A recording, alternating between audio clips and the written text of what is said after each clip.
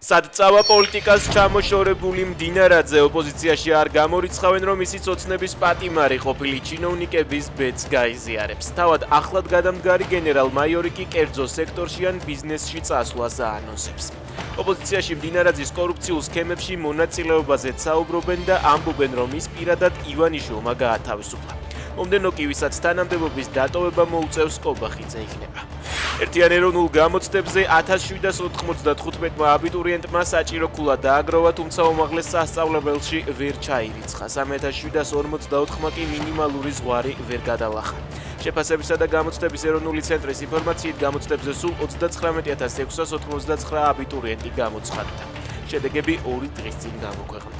თბილისში პროკურატურის ახალი შენობის სასაშენებლად ბიუჯეტიდან 26 მილიონ ლარზე მეტი დაიხარჯება. ახალი ადმინისტრაციული შენობის მშენებლობა აღმაშენებლის ხეივანზე საქალაქო სასამართლოს მიმდებარედ მიმდინარეობს. ძირითადი ადმინისტრაციული შენობა 4 სართულიანი იქნება.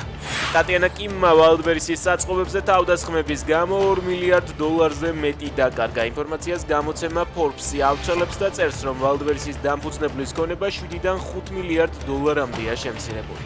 გამოცემა ამის მიზეზად საფონდო ბაზრის ვარდნასა და საწყობებზე უკრაინული დრონების შეტევებს ასახელებს.